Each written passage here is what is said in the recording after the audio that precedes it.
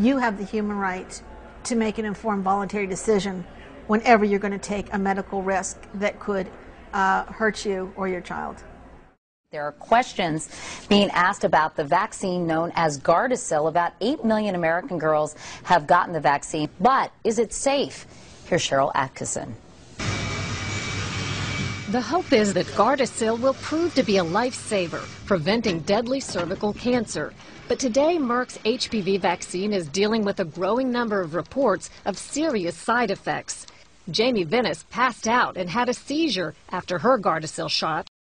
She was lucky compared to Amanda Ratner. She came down with an illness so excruciating she had to take morphine. Her parents, both doctors, blame GARDASIL. She's gone from the position of being a competitive varsity lacrosse player in high school to somebody who's chronically ill.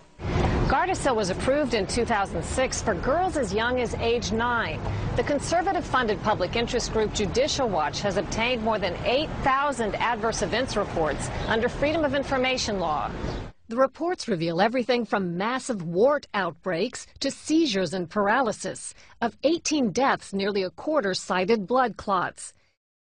Hi, my name is Becca. I got my second GARDASIL shot in January of 2008. Now it's November of 2008. And I've had problems every day ever since. One of the reasons that I'm here is the toxicity of vaccinations as they have been used for such a long time in this country. My concerns are the absence of any adequate safety studies looking at the long-term detrimental effects of vaccines used in childhood, and the almost cavalier continuance of the process of introducing more untested vaccines into a schedule of vaccination that is already appalling in terms of its scientific underpinnings.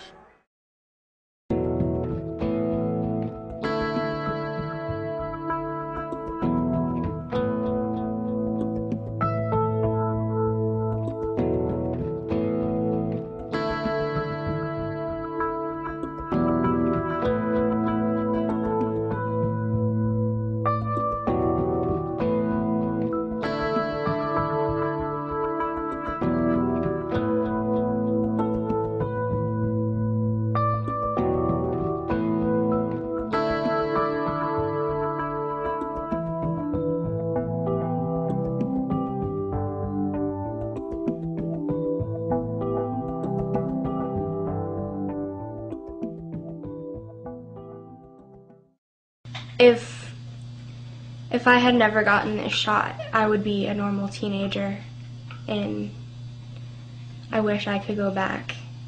How I describe the back pain is more like being stabbed in the back with a knife and at the same time having someone put a lighter under the muscle. It's just a horrible pain. I wish there was a way to cure this, and I hope that they can figure something out, a treatment plan. But I can't plan for that. I have to think of my life if this never went away.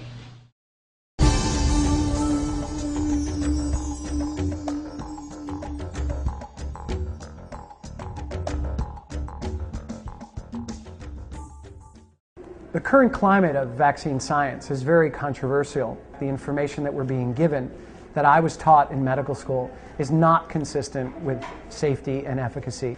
As we see the number of vaccines being added to the schedule, we're also seeing a tremendous increase in the number of chronic illnesses in children. Vaccines have never been shown to promote health. And one of the things that's fraudulent is that certain public health officials and others have declared that vaccines are improving health.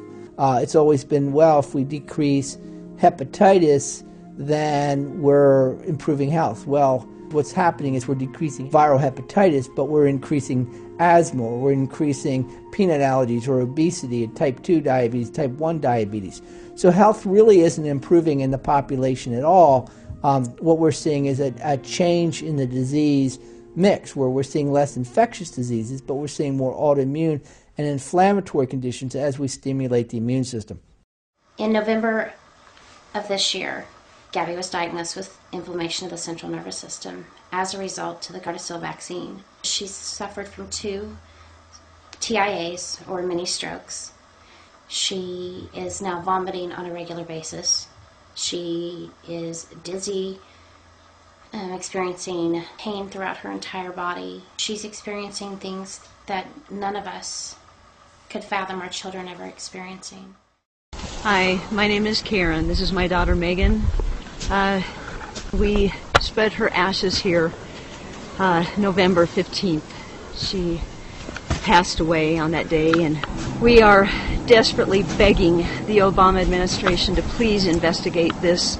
We need to find out why these young ladies are losing their lives and why so many of them are sick.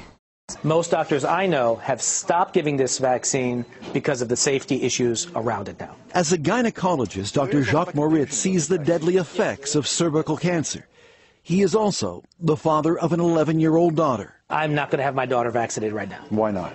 Because I think there's other ways to prevent cervical cancer, the old standards, pap smear, routine exams, and this vaccine, I just don't know enough about it yet. It was official. I had had an adverse reaction. I lost the ability to walk. I started falling down. I needed help. I had head pressure. This is very hard to talk about. It's pretty much taken 2 years of my life away. I'm going to be 23 next week. And I feel like all my hopes and dreams have been ripped from me. I can't go to school. I can't be normal. I can't go out with friends. I can't have a good time. I can't handle noise. I can't handle conversations. This vaccine has to be taken off the market.